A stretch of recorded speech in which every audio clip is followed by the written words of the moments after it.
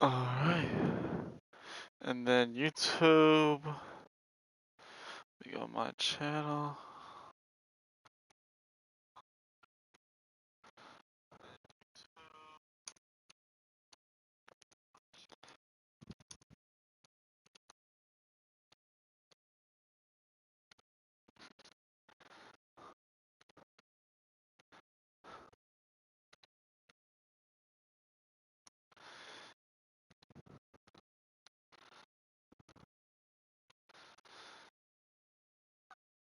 Alright. And let me get you. Alright, we're getting relly in here.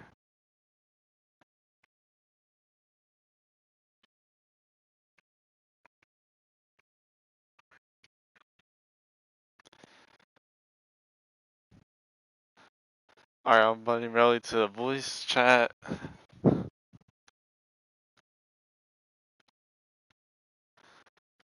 We'll wait until he comes in.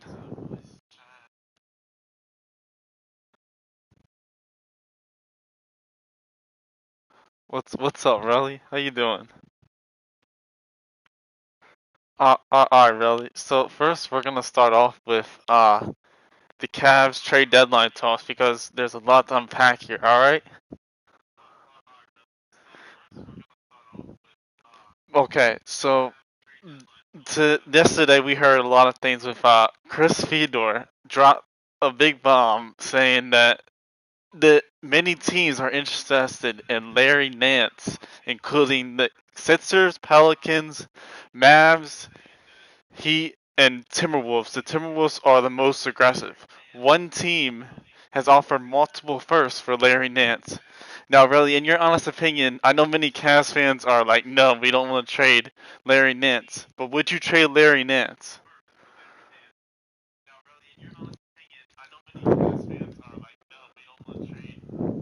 Where they're giving us multiple first round picks, we got to take that package. It's going to be very unfortunate to lose Larry Nance Jr., but in the long term, that's going to help.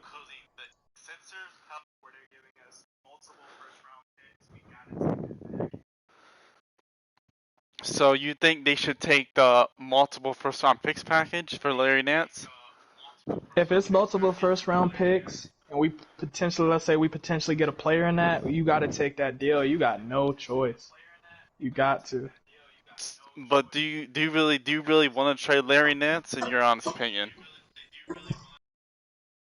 Want to trade Larry Nance, but but when you look at a package that's that great, you got to you gotta push the button.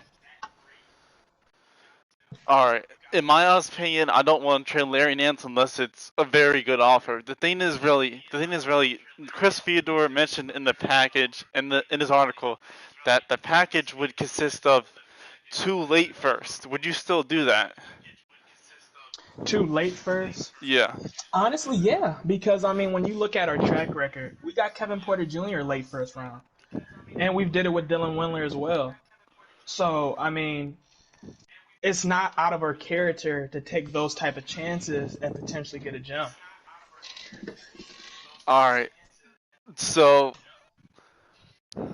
alright, so here, so we talk about some talks about Kevin Love yesterday.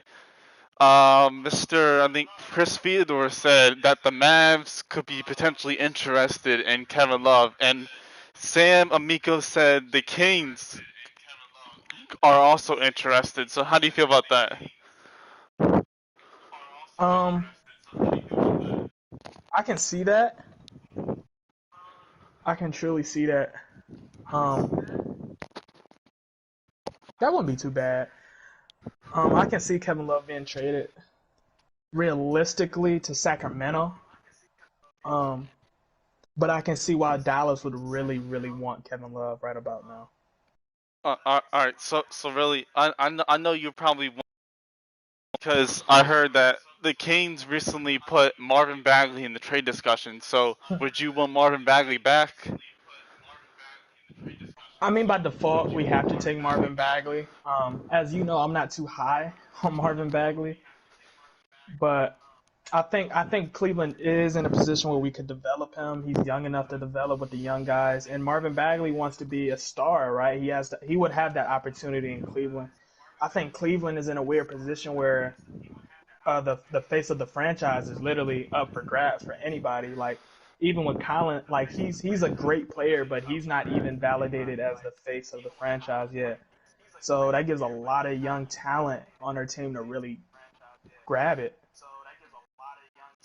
Personally, I do anything to get like Kevin Love off the roster because his contract is basically too much, man. He doesn't play. I mean, when he does play, he's pretty good. But like when he doesn't really play. Like he's been injured way too much. And his contract, I think it's like over 30 million. That's too much for, and he also can't play defense. So you got to get what you can get for him. Right. All right. So I've seen this offer potentially float around the Mavs. James Johnson and Dwight Powell and maybe a pick for Kevin Love. Would you do that? Say that again. James Johnson, Dwight Powell, and a pick for Kevin Love. James Johnson, Dwight Powell, and a pick for Kevin Love. Yeah, I'd do that. I'd do that. Um, I'd do that because James Powell. James Johnson. I'm tripping. James James Johnson. He'd give us some veteran leadership. He's a Yeah, tough guy. Defense, which could help the Cleveland Cavaliers. Not a great shooter, which we do need, but I think that personality he brings would help the young guys develop. And then Norman Powell. We could use wings. We could definitely, even though I know he's playing more two guard, I think we would realistically put him at the three, uh, and he would Alright, help that in the really, Cleveland. personally, like I said, I would do that trade. It helps us free up some cap space because Kevin Love's gets paid too much. But personally, if Kobe Almond can somehow find a way to get off Kevin Love without attaching like any young assets, because we can't really afford to dump a big contract like Kevin Love because the team is in rebuild mode. Am I right? You're right, but I will say though, because I know you said to free up cap space. The problem with that is too, what a lot of people don't understand with freeing up cap space, Yeah, especially if you're a small market team. yeah, Even if you free up that cap space, as a small market team, that might not truly do you justice, right? Because if you look at even the Charlotte Hornets, Brooklyn Nets yeah, before they got KD, Kyrie, and Harden, and even let's say Chicago, um, them or no, actually New York would be a better example. Even though they're a bigger market, yeah, even them like them freeing up that type of cap space truly didn't help them. You get what I'm saying? yeah. Because at the end of the day, yes, you have the wiggle room to buy players in free agency, but it's very hard for teams like Cleveland, the Hornets, the Nets if you don't have those players already on there. So Uh, even when you do that, that's why like if you ever notice like when most of those teams make trades, they usually take a very bad contract because they understand they're going to get some young like Brooklyn, right? yeah, When they accepted the Timofey Mozgov contract, what did they get back in return? They got D'Angelo Russell, right? Which then helped them shape up their roster. Uh, with Charlotte, they potentially took the Bismack Biyombo contract as well as them taking the Nicholas Batum contract, which they signed, right? And yeah. it didn't truly help them until they was able to find some wiggle room. Alright, I see that. Yeah, Cleveland here, we don't really trust free agents except if it's LeBron, of course, because he lived here. But I don't think LeBron's coming back for right now. He's under contract with the Lakers. But and he just signed an extension. But still, really, this would go a long way in trying to get Kevin Love because I just think Kevin Love right now is just dead weight to the team right now. Oh, I 100% agree. I 100% agree. As much as I respect Kevin Love, but Yeah, right now, obviously, he's not for a roster, and Kevin Love don't want to be here, and I don't blame him. Do you He think want to he really doesn't compete. want to be here? Yeah, I think Kevin Love is in a position in his career he wants to compete, right? Like Yeah. he stayed a lot of his early years literally on a rebuilding team in Minnesota, then basically got maybe 3 good years of competing on Cleveland with LeBron, and then when LeBron left, Yeah. that was over with. So I think Kevin Love is in a situation he wants to compete. Like he wants to be on a. It's very hard for him to compete when he has that type of contract, right? Yeah. So he really doesn't like, even if he said right now, I want to play on the Los Angeles Lakers. It's basically impossible for him to get there unless we buy out his contract, similar to Yeah. Blake Griffin. And right now, really, I don't think buyout is realistic. Not at all. Yeah. Unless he does what Blake Griffin do and he gives back a significant amount Yeah. of the money back. Do you think he would do that? I think if he truly wants to compete, yeah, but I think because Kevin Love understands he's 1 year away from having the ability to sign elsewhere, I think Kevin Love is low key just being patient right now, as Wow. much as he wants to compete. All right. So personally, I don't think a buyout is realistic at all. The Cavs aren't gonna take on all that money unless Kevin Love is willing to, like you said, sacrifice some of his most significant amount of money. But I don't think the Cavs are going to take on that much money to buy out Kevin Love. I just don't. I think a more realistic buyout would be Drummond if they can't find a trade. But really, on the topic of Drummond, all right. So news come out. Andre Drummond trade talks could ramp up before the All Star break. There's multiple teams linked, like the Toronto Raptors. I think the Chicago Bulls, the New York Knicks. I forget some other teams. I forget the other teams, but that's the three teams I've heard so far. I think about Andre Drummond. So how do you feel about that? Mm, I don't know. You don't know. I yeah, I really. What would you trade? Who would you trade Drummond to? If I was the general manager, or if I was in position to tell Kobe Altman where to trade Drum, Yeah. real, I think the most realistic targets, assuming you're trying to get some out of it, which we are. Yeah. I think the most realistic targets is New York Yeah. because they still got some pieces, and I've heard Kevin Knott's floated around. yeah, I've heard that too. And then you can possibly, and I mean possibly, talk to Boston as much as I'm scared to do it.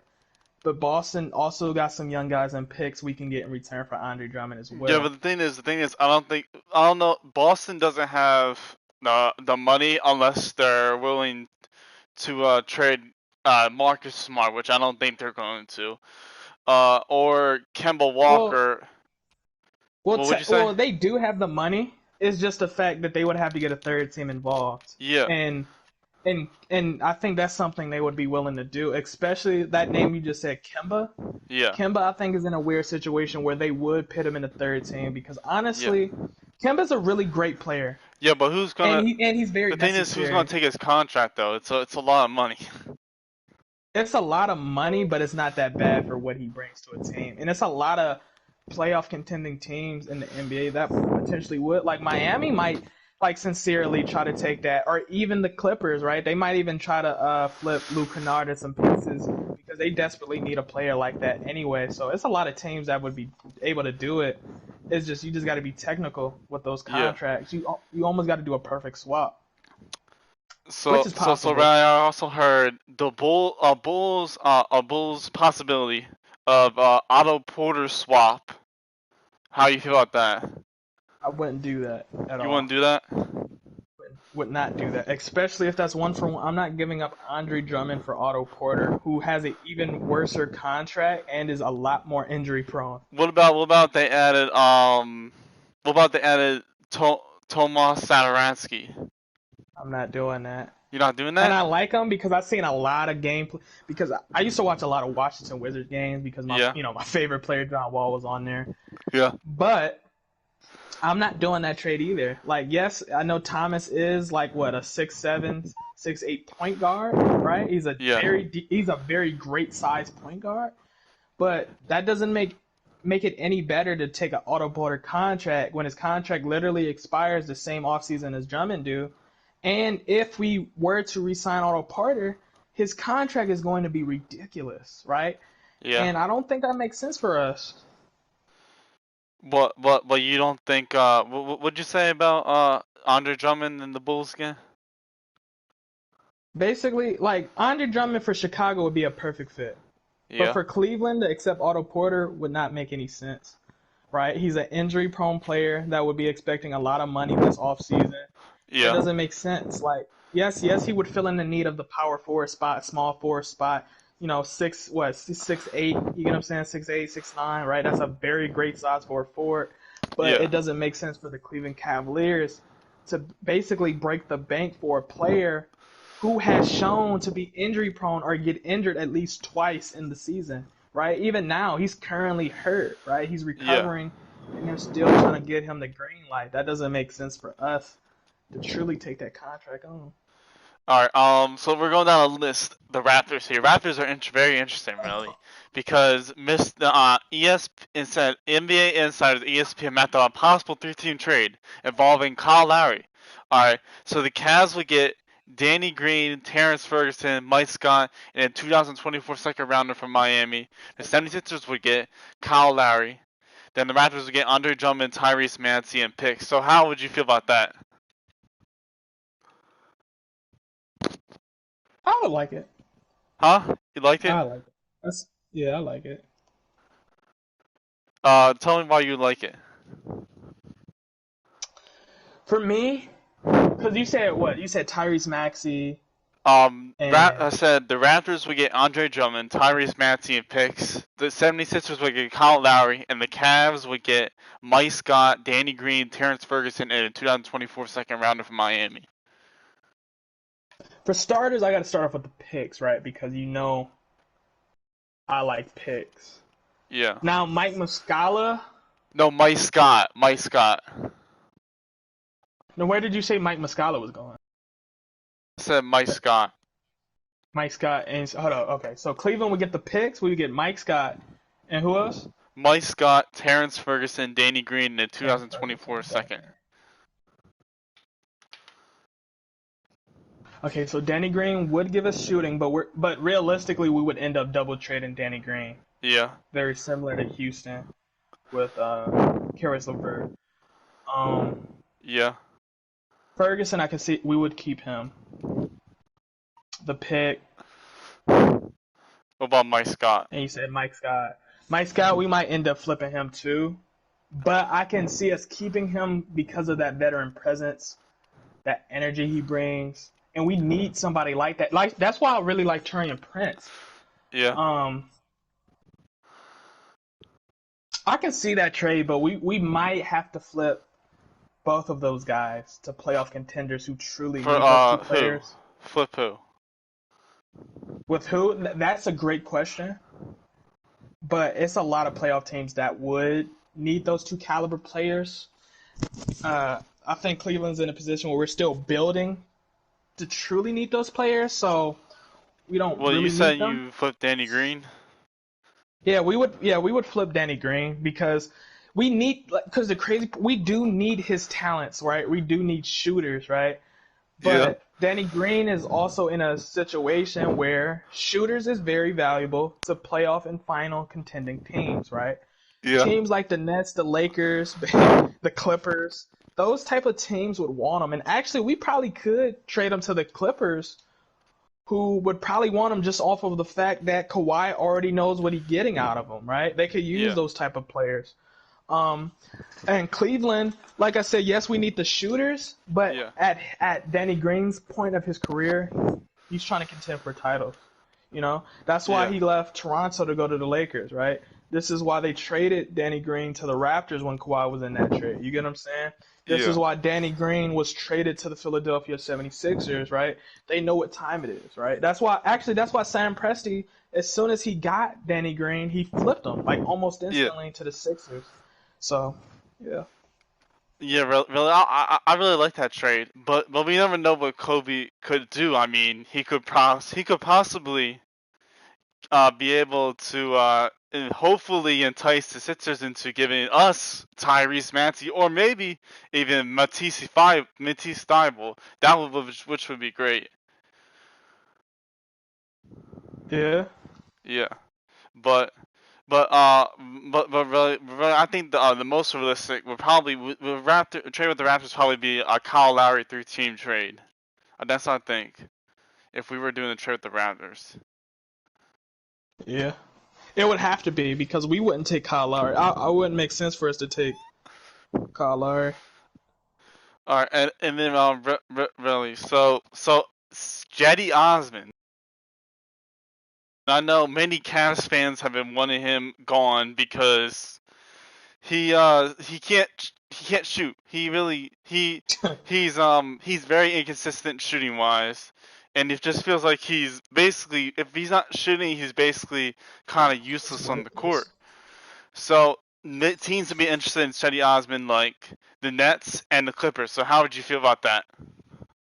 I can see us doing that trade. Right now, uh, I agree with you. Seti Osman, I've said time and time again on my channel. Seti Osman is a good player, but like you said before, and like I've emphasized a lot, when Seti Osman is not shooting the ball consistently, which that is his purpose on the Cavs, Yeah, it makes him very unimportant to games, right? And you yeah, understand how impactful him not being impactful is to the roster, right? Time and yeah, time again. We've seen games where we was really, really close because of our defense, but we could not close because of our offense on the perimeter, right? And this is why I told you like the last time I was on here, I was like, I do not see a Andre Drummond, Jared Allen combo ever working in today's game because of mhm, how ineffective they can shoot, right? And I said because they can't shoot and Colin Sexton and Darius Garland is not that good of shooters, right? And a lot of people questioned me about that. They was like, yes, they can shoot the ball. Darius Garland and Colin Sexton is good enough shooters to basically hide the fact that, Jared Allen and Andre Drummond is not shooters at all. And what do we see? The first game they ever started them against Denver, we got blown out, which I predicted in my video. yeah, So um, we understand if we want to do situations like that, we have to have shooters. And now that we're trying to trade a center, we still need the shooters because let's be real, this is the modern day, right? Modern game of basketball, you need some snipers, right? If Colin Sexton is never going to improve IQ wise when it comes to passing, you need some shooters to at least gravitate players away from the paint so Colin I Sexton agree. can be more I effective. agree. So so you Uh, you you have to make those type of moves. Yeah, I agree, really. I agree, really, because we really need shooters, man. The problem is the Cavs is they go really cold when they can't shoot. It's a disaster on offense. It's they the Cavs need shooters and they need shooters badly, man. Because the only source of offense right now is basically Colin Sexton, and when someone else goes hot, or maybe Darius Garland. But but right now the cat when Darius Garland comes out, we saw what happened when Darius Garland went out. Really, the Cavs fell apart. Am I right or am I wrong? You're right. And I feel like the Cavs they also need some depth on the bench because the bench is garbage. Huh. Okay, the bench is Yeah. garbage. But they definitely need this could be able to regain some depth for them or some shooters. And the thing is just Seti Osman, bro, like I just feel like he's just pretty much a pain to watch when he's not shooting. And so really seeing between the Clippers and the Nets, who would you think would be more realistic? Realistically, I think the Clippers would be the most realistic target, and the reason why is because the Nets right now is in a very situation. They are borderline. out of money, right? The Clippers Yeah. are too, but the Nets is truly borderline out of money. And right Yeah. now they're trying to, because they just signed Blake Griffin, right? Yeah. And it's rumored that the Brooklyn Nets is also going to try to sign DeMarcus Cousins off of the waivers too. Yeah. So, and they're trying to get centers, they're trying to get bigs, they're trying to make sure their rim protection and their down low is very, very effective, which leaves teams like the Clippers in a situation where if they gonna wanna if they wanna make improvements to the roster, Yeah. they're gonna have to take them, right? Because Brooklyn right now they're stacking the deck, and they're stacking the deck simply because they are honestly they already a championship completed roster. So now people just want to win a ring, which I mean, you know, Alright. we all understand. So really, the thing is, Spencer Dinwiddie. All right, he's been apparently floated around in trade talks, and that's my trade. Relly, would Hmm. you, knowing the Nets are interested in Jetty Osman, would you try for Spencer Dinwiddie? If I'm the Nets, I'm not doing that trade. For if I'm the Net, yeah, I'm not doing that trade at all. If I'm the if I'm the Cavs, I'm doing that. But But would but if I'm the would no? Nets, If I'm I not. said if you're the Cavs, would you try to make some kind of deal out of trying to get Spencer Dinwiddie? I would. Yeah, I really would.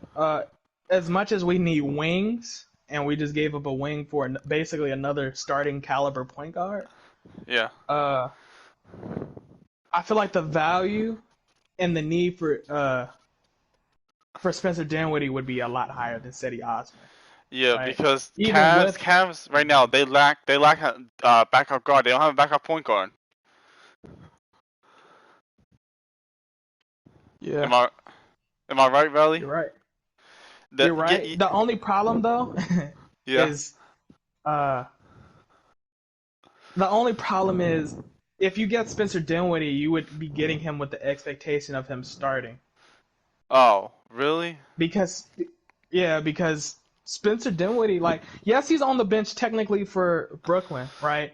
But the only reason that is because they got James Harden and Kyrie. Like, if Yeah. you think about the year before, especially when Kyrie went down, the first starting point guard was Spencer Dinwiddie, right? Yeah. And before they got Harden, before Spencer Dinwiddie got hurt, they was talking about having Kyrie and Spencer Dinwiddie on the floor at the same time. Spencer Dinwiddie as the ball handler and Kyrie basically Mhm. moving off the ball, right?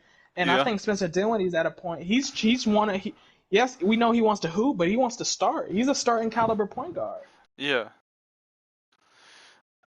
Yeah. Yeah, I agree with that. Really. But the Cavs, they really need some kind of backup guard. Like we have Darius Garland playing over 40 minutes at one point, I think. Yeah. All right. So really, also we heard about JaVale McGee, and JaVale Hmm. McGee being floated around. The Nets, we all know, are a possible destination. So how would you feel about that? If anything, the Nets should do that deal. Uh, Boogie or JaVale would be great. If they don't get Boogie, I would try to get JaVale. The asking price for JaVale wouldn't be too crazy. They probably have to give up maybe one first round pick, maybe two second round picks, and that really should be enough for both sides, honestly. So, so really, would you do that? Would you Would trade them trade? to the Nets? Yeah, would you trade him to Brooklyn? I would. I would, and Brooklyn would sincerely want to do that. All right, Mr. Buzzer Beater Productions said, would it be good to trade for Frank Ntilikina?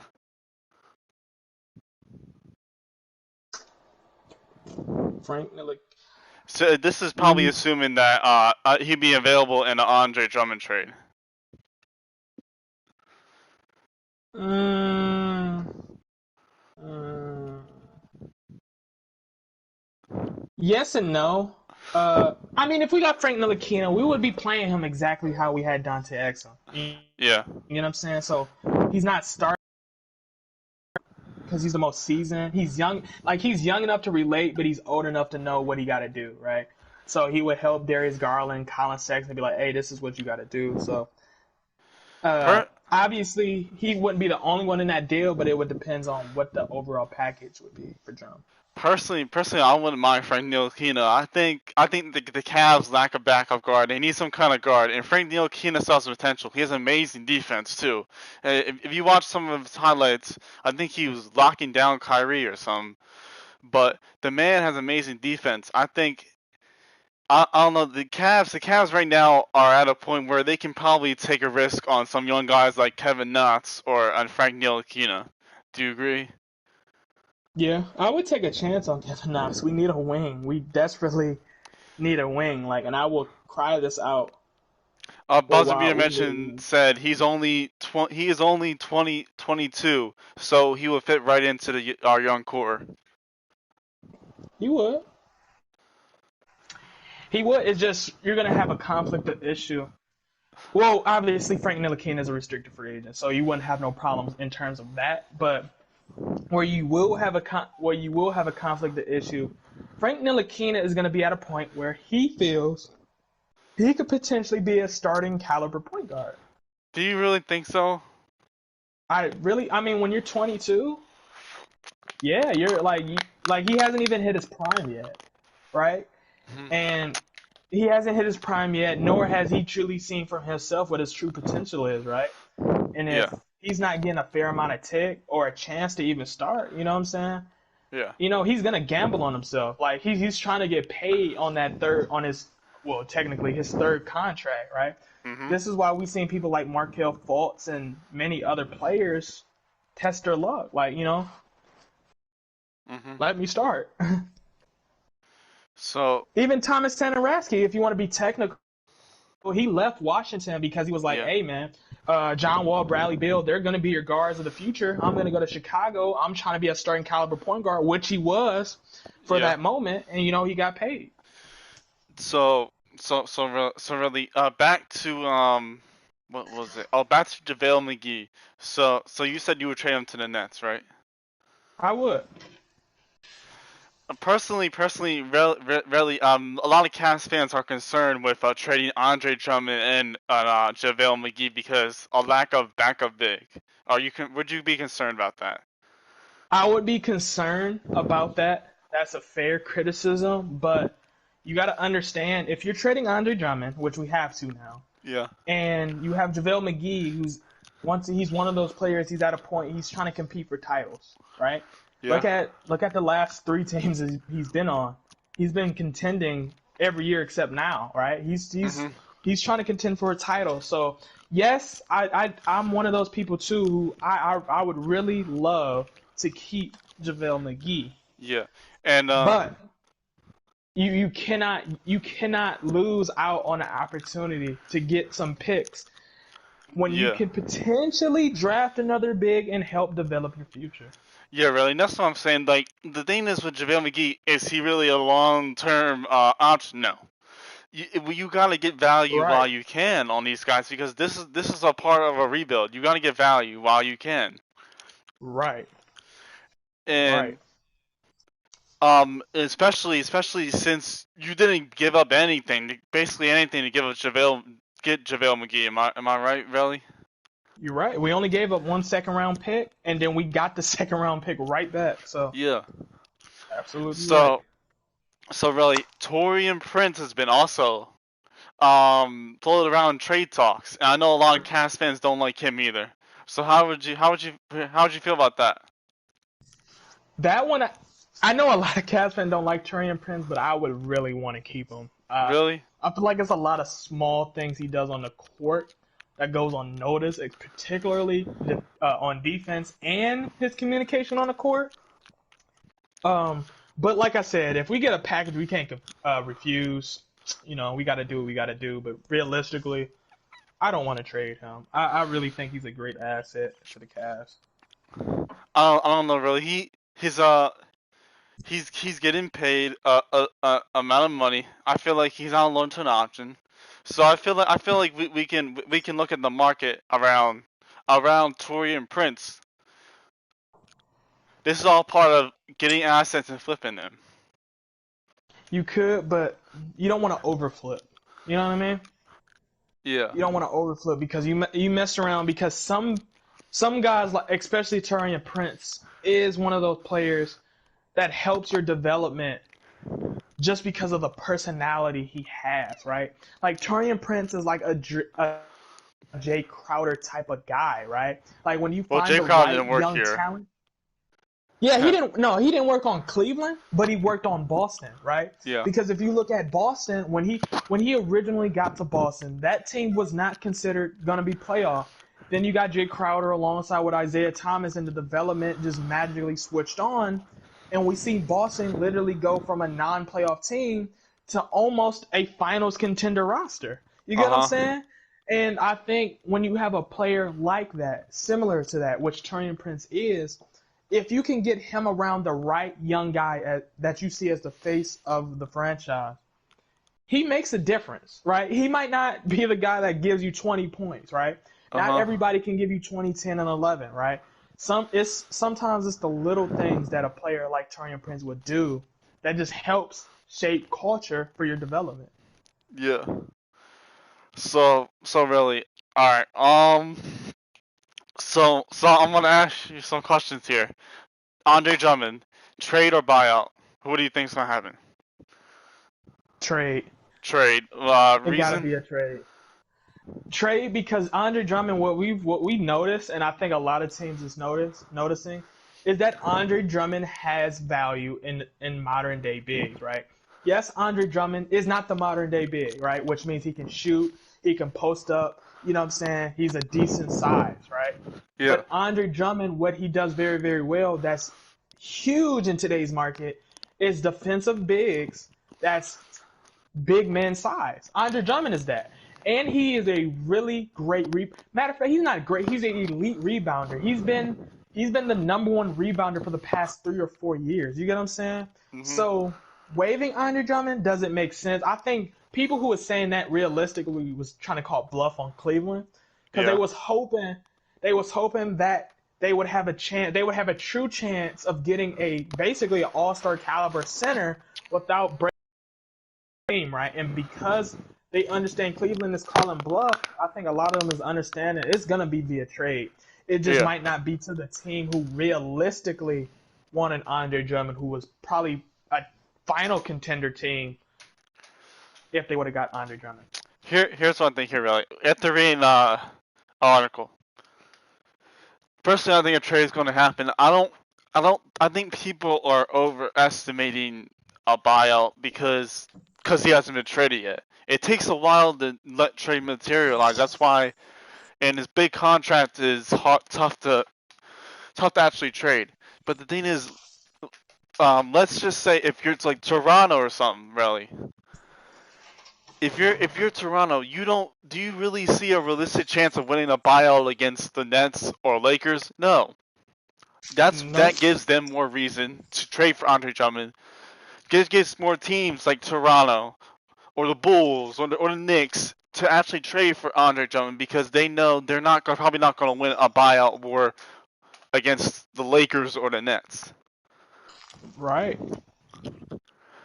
Which then puts a lot of those teams, like you said, on notice because now they have to make a move. You're 100% right. Yeah.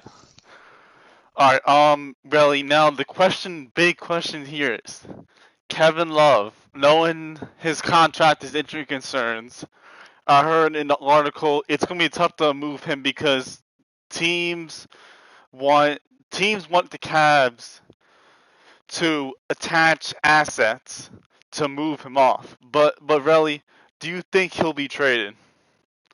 You said to trade who? Do you think Kevin Love will be traded?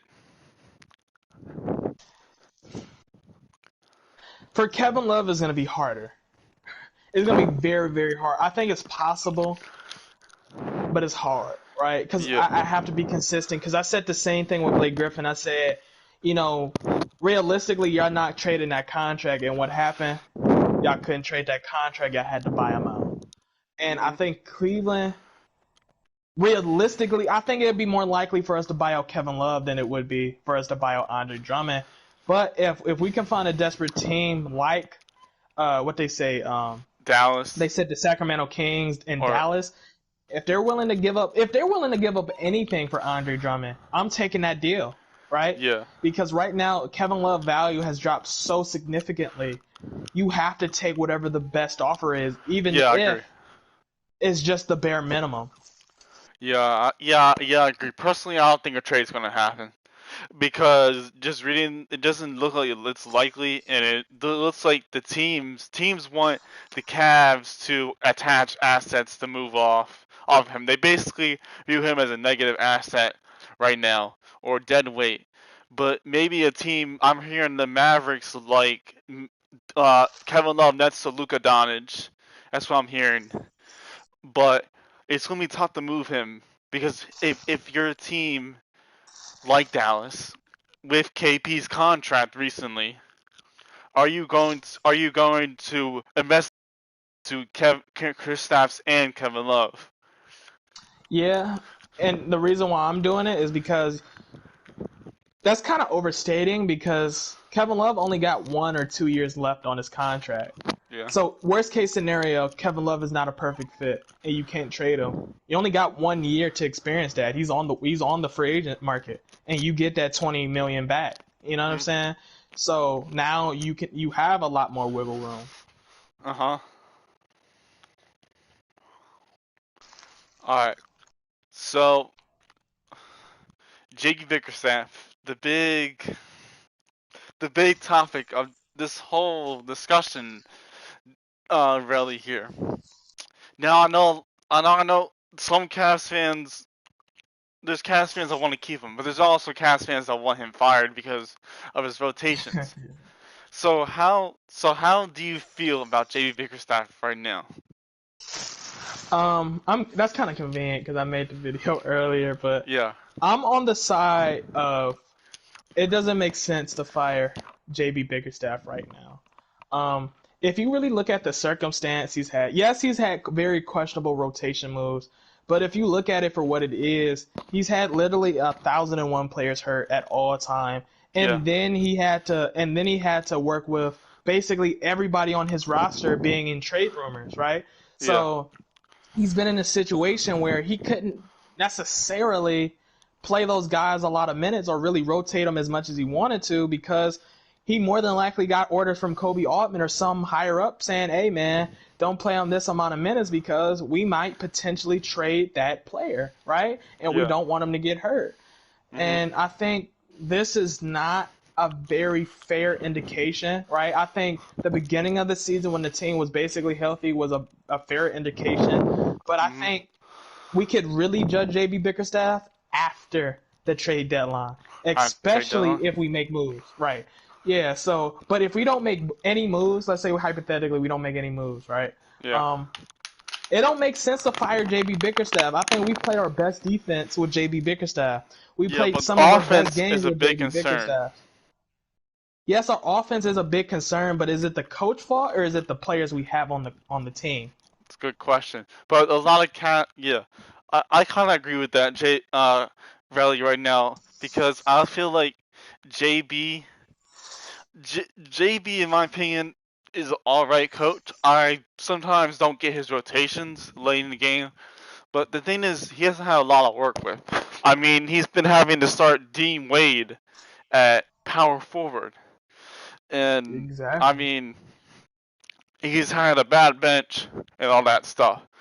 I think little Cavs fans are just a little too harsh. Personally, I think Cavs fans are just too harsh on him.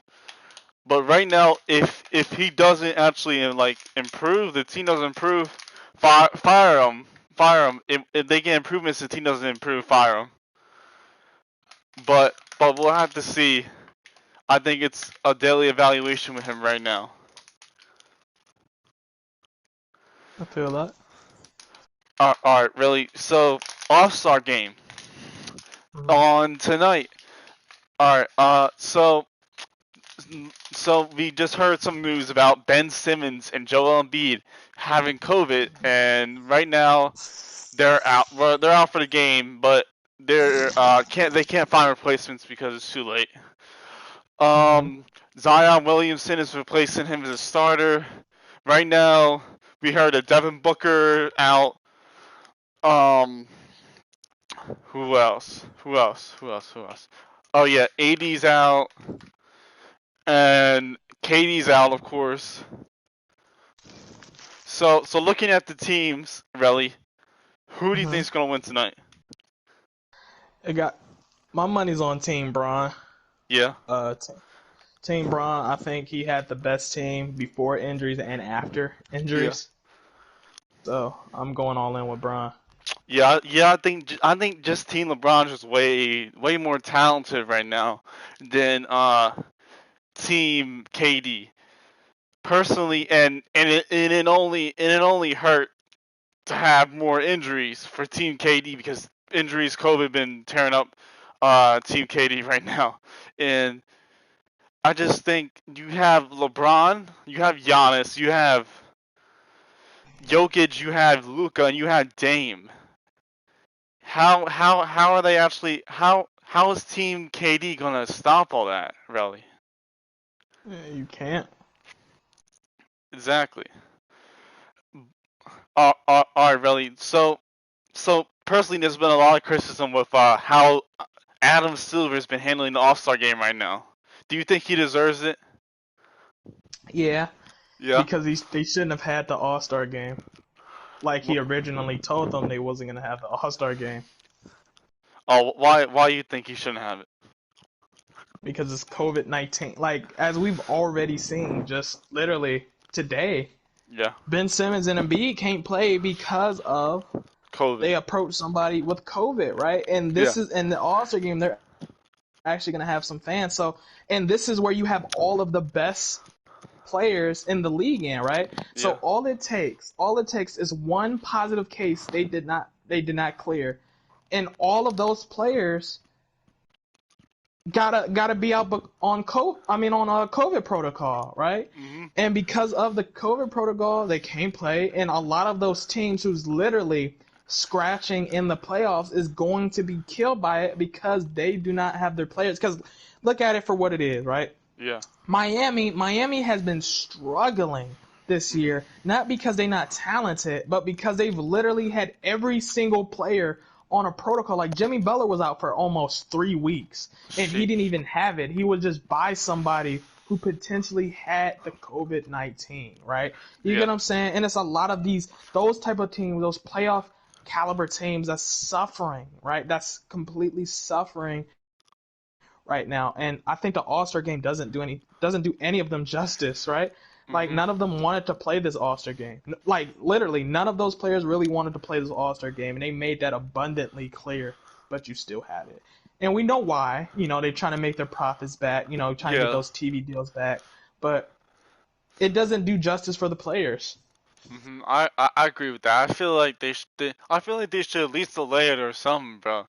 Because you're just putting the many teams at a disadvantage right now. You're hurting not only your own teams, no, you're hurting your own NBA teams. You're hurting these All Star teams, and they can't even find replacements right now for the two Joel Embiid and Ben Simmons because it's too late. It's the All Star games right now. All Star games tonight, and they're going to fly people down here to they have to fly people down here, not only test people, fly down people down here, and it's all chaotic. And if someone else gets it, oh, find another replacement. So I just feel like if Adam Silver was having this, he could have planned way better for this. Yeah. So really, there's been also some other trade rumors around here. John Collins is supposed to be available, and I think Minnesota Timberwolves are interested. So how would you feel about John Collins and with the Minnesota Timberwolves? I think that's a very great fit if you can pull that off. I would love to see that, but and honestly, I think that's a move they have to do. Like Minnesota's in a position they have to make any move they can Hmm. right now. Um, like Karl Anthony Towns has been struggling to compete, and it's not even his fault. It's just the product that they've presented him is terrible. Yeah. And none of them has been able to stay healthy. So right now they have to make a big move. They have to make a legitimate move, because this is a team I've said time and time again. I've seen being a competitive team or in the playoff, right? Yeah. But they're basically dead last. Like right now, I'm looking at the standings. They are the worst team in the NBA. Hmm. So, so really, personally, I think they should make any move to help keep Karl Anthony Towns there, because right now I don't think Karl Anthony Towns is going to stay with Minnesota. What has Minnesota actually done in terms of success with Karl Anthony Towns? Not much. They had like one playoff year where they got where they lost in the first round, and then Jimmy Butler requested a trade. But but like but I'm just saying here, man. Like I just feel like Cat's not gonna stay if they don't do something like immediately. But but right now, really, hearing that many teams are monitoring the Cat status, do you actually think Cat will get traded at some point? I, I think at a point, Karl Anthony Towns might be traded, which is which is unfortunate because Minnesota's been in rebuild. And hear this out. They've been in rebuild since they've had Kevin Love, Yeah. right? They traded Kevin Love from that roster to basically have one more rebuild year and be competitive. And Mhm. unfortunately, they've been rebuilding since Kevin Love till now. So I think the best case scenario, get top dollar for Karl Anthony Towns before he voices frustration and get top dollar, right? It's a lot Yeah. of teams that can use the best shooting big man in the league, right? Mhm. Like we've never seen a big man shoot the amount of threes and been as consistent at the three ball as Karl Anthony Towns. So so yeah, I agree. I think Carlton Towns is out there. So really, looking at the standings right now with Boston, how what do you think Boston should do right now? For Boston, I think it's in their best interest to shop Kemba Walker. Really? Um, Kemba Walker, like I said, is a great player, great asset to have. Definitely is a necessary need for Boston because he is a closer. But Mhm. what they kind of understanding is they don't really need him, right? They need a big, right? Yes, they Yeah. need a point guard, but I think Marcus Smart is the point guard that's a perfect fit for Jason Tatum and Jalen Brown. But they need the right big. They need Mhm. the appropriate big. And Tristan Thompson, I told people, Tristan Thompson is not like that for real. You get what I'm saying? This is why I didn't want him in Cleveland.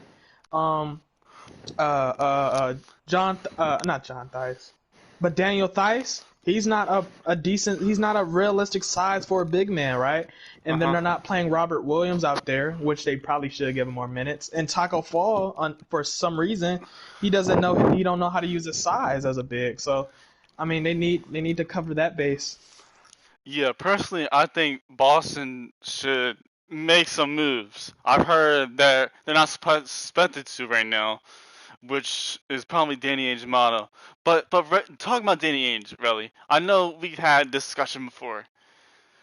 Do you think Danny Ainge should receive criticism right now? He said, should Danny Ainge receive criticism? Yes. The reason why I don't. Okay, so this is what I'll say. Danny Ainge should get criticism, but not to the extent of many other general managers. Why? Because Danny Ainge, yes, he did not make the monstrous moves that we've expected Danny Ainge to make, and Uh huh. it was rumored to make. But if you really look at all of the small moves and the picks he's aligned himself you Yeah. can't because think about it. Like he literally rebuilt a playoff contending team with Isaiah Thomas, Jay Crowder, and Gordon Hayward and others.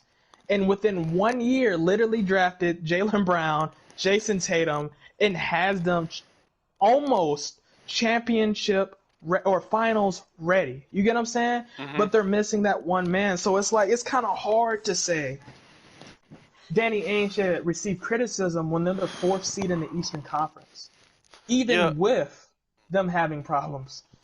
Yeah. Yeah. Right. But the thing is, really, my problem with Danny Ainge is he doesn't never makes a big move outside of Kyrie, of course. Never makes a big move to actually get over the hump and win a finals championship. He's had multiple options, multiple opportunities to do that. Never did it. That's just my thing with Danny Ainge. And the thing is, I've heard really that Danny Ainge, a lot of executives don't like to trade with him because he likes to bury teams. So do you agree with that? The second part, I agree. the reason why I agree with the second part, honestly, that's what I do. If you really think about it in Discord, that's what I do, and I'm not even an executive. When I say I don't want to trade with Danny Ainge because I feel like he's gonna finesse us, it's a reason behind that, right? Yeah. Because even if we look at the Cleveland Cavaliers when he got Kyrie Irving, right? Mhm. Yes, you can say Colin Sexton, is hooping, but when you look at that trade from actually then and now, we Yeah. got finessed, right? We Yeah. traded Kyrie Irving for a pick that would land to be Colin Sexton, Ante Zizic, and Jay Crowder, right? And Isaiah Thomas Yeah, and Isaiah Thomas. Out of all of those assets, the only thing we have to show for it is Colin is Sexton. Colin Sexton, right? But if you really look at them, Danny Ainge, yes, you can say he didn't get Kyrie, but they ended up having enough cap space to sign Gordon Hayward, which landed them a sign and trade with Kemba Walker, and they still had Tatum, Jaylen Brown, and others while having cap space to potentially sign another free agent, which was Kemba Walker. Mhm. So Danny Ainge is historically known for finessing teams, right? Mhm. Which honestly, I think that's why he hasn't been able to get that star because teams are just simply afraid of trading with him, right? Because Mhm. even if they won the trade, they have they have to feel in the back of their hearts that did we truly win this trade? You get what I'm saying? Yeah. Like, Yeah. And really, I know a lot of people were saying the Cavs finesse when the trade happened, but we all saw what happened. In reality, it looks too good to be true. He makes it look too good to be true. yeah. And that's what great general managers do. He makes it looks too good, but once the trade is done, you be like, oh man, maybe I shouldn't have did that. And that's a case for Cleveland. That's why I said, well, even though I wasn't doing YouTube back then, a lot of my friends know I was saying it didn't make sense for Cleveland to trade Kyrie that year when we knew we had another year of Kyrie on his contract. Yeah. So worst case scenario, we could have we didn't have to trade him that fast. We could have waited, found some more buyers in this trade for Kyrie Irving, and made some stuff.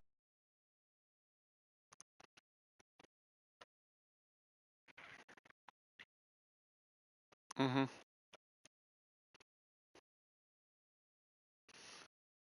Yeah. And then when we drafted, honestly, a lot of people know too. What me, I didn't even want us to draft Colin Sexton. I You wanted us to really? draft Michael Porter Jr. Right? And you got to understand, I did, and also too because I know you do this a lot. You say why I was angry with Kobe Altman. You got to remember Kobe Altman is the one who traded Kyrie prematurely for Yeah. that deal. And he is the player who drafted Colin Sexton over Michael Porter Jr., who was originally supposed to be the number one pick in that draft, who slipped so far down, and we didn't even bulge, right? Uh In huh. Cleveland, this is why, like, when you say, why am I so harsh on Kobe Altman? It's not that I'm too harsh on Kobe Altman. It's like when you say general managers should take chances, our general manager truly don't take chances, right? Yeah. If you truly wanted to take chances, why didn't you take a chance on Michael Porter Jr., right? We're in rebuild. Really, right now it's looking like he made the right pick. Not you can't really say that either because I mean, what has Colin Sexton done to prove that it was the right pick? But Because Michael Porter Jr. out there in Denver is averaging 20. really? And he's not even the focal point of the offense. And he's a 6'10 wing. Which, if you want to go back on that, that's the position we lost in LeBron James that exact same year. So why Mhm. draft a guard when you needed a wing that year? And a big. Personally, really, you know my opinion already on Danny Ainge. So I've already discussed it. But the thing is here with the Cavs. Uh, so Isaac Okoro, there has been a lot of criticism with him this year in his rookie season. Do you think? What do you think so far? What do you think should be the push for Isaac Okoro right now? I don't think it should be any criticism. He's No, he's so what do you playing like think a the approach should be? What do you think the approach should be right now? well Isaac Curl. The approach is let him grow. He's he's 1 year in the see like this is the same thing with Darius Garland because I like Darius Garland too. Mm-hmm. Even though I got to go back to the other thing. This is why I did not want Colin Sexton because I knew he was going to do this. If you knew he was going to draft another guard, why not just draft Michael Porter Jr.? But that's a whole nother discussion for another day. But Mm-hmm. since you got DJ, right? You Mm-hmm. you knew me, right? I was Yeah. saying time and time again, DJ is going to be an example of a player you got to give some time to truly develop into the roster. And Mm-hmm. what happened with Darius Garland? He start hooping, right? He was Mm-hmm. not looking like his first year. And what was all Cleveland fans saying? We should trade Darius Garland. We should trade him for a bag of chips. Now it's not looking like that, right? Uh-huh. So with Isaac Okoro is the same way. Let him grow. Let him get some time to feel himself because he possesses a lot of things great. Just like when I seen in Darius Garland with his passing, his craftiness on offense, you can see the same thing with Isaac Okoro. His awareness on defense is unmatched, right? Uh-huh. Yes, I did want Patrick Williams and I did want Obi Toppin. I'm glad we didn't get Obi Toppin, but you got to let these young guys grow, man. Yeah. We're too quick to kill them, right? Especially this year, they didn't get no preseason. They didn't get no They did get preseason. summer They did get league. preseason. There was preseason. I mean the preseason. I mean the summer league. That's what I meant. The summer league. They didn't get summer league for which the young guys typically get. So I mean, so he only got, and he got in a shortened season. So he literally had to go from college to the league almost instantly, right? Mm-hmm. What young guy has done that? You get what I'm saying? Like you really didn't transition him well, and he needs some time to really get that going. Like the only players, if you want to be technical, the only players that's transitioned well so far is the play, especially in this draft class, has been the players who's already been playing with grown men, like LaMelo, James Wiseman. You get what I'm saying? Well, Tyrese Patrick Halliburton Williams, was doing good. Tyrese, but he was playing with grown men though. Oh yeah. That's the thing, and he was basically, and this is why we say he basically was a vet Do and a you young by soul. really right now, if you're the Cavs, do you regret not drafting Tyrese Halliburton? No, No. because if we would have drafted Tyrese Halliburton, we would have had to give up Colin Sexton or DJ. That's Right now, really, the Kings are running a three-guard system with him off the bench. and how many games have they won? Well, how many games did the Cavs win? Exactly. Exactly, and that's the point I'm getting at. They both suck Yeah. because they have those type of. This is why, like I said, I wasn't down for Colin Sexton, and because I knew we was going to get another guard, it doesn't make sense, right? And Mhm. this is exactly why. This is exactly why the Kings are trying to give up Buddy Hield, right? Like the Yeah. Sacramento Kings is the third worst team in the Western Conference. The Mhm. Cleveland Cavaliers is the third worst team in the Eastern Conference, right? Mhm. So, and I like Tyrese Halliburton. He's going to be special, but a three-guard lineup has never shown to work. When Phoenix ran that with Isaiah Thomas, Bledsoe, and Dragic, that didn't work. Cleveland right now, you I have meant two like inside point guards. Tyrese maybe off the bench and Kyle Sexton starting and Darius Garland starting. That's not going to work. You don't think that's gonna work? It worked for That's not going to. OKC. And who was the three guards? Uh, Schroeder, SGJ, and Paul. Oh, but can you really count that though? Because that was CP3 though. Yeah. That was one of the greatest point guards we've seen in of all time. Though, like, can you really count that? And they still have players like Gallinari, Steven Adams. You know what I mean? Like they still had like. Can you really say that? And they had vets too. Like you can't really. Really. So we just learned today that Blake Griffin signed with the Brooklyn Nets. How do you feel about that? That was a very great move. Huh? That was a very great move. Really? Honestly, I seen that coming too. Like as soon as he got waived, I knew he was going to Brooklyn. So right now, really, do you? has your finals prediction changed yet, or do you still have it Nets Lakers? No, I didn't have the Lakers. I had the Clips making Huh? it out the. I had the Clips making it out the West, but I do believe the Nets is making it out the East this year. They should be. Um, I think the Clippers, if Paul, and I had that as a caveat, if Paul George is playing how he's been playing this season, the Clippers should make it out Mhm. of the West. They should, especially if Anthony Davis is battling through these injuries. Yeah. Paul George, the Clippers should have the team. They should have the team, especially if they trade for that point guard that's rumored for the Clippers. They should be able to make that happen. Mhm.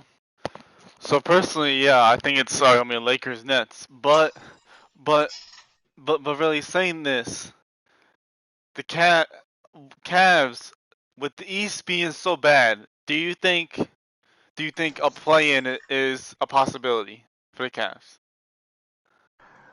A plan is possible because I mean, if you look at the records, Cleveland is literally 3 games down from AC. Well, they only have to make the 10th seed to get the play-in. No, no, that's what I'm saying though. But that's the point I'm getting at. Like, Yeah.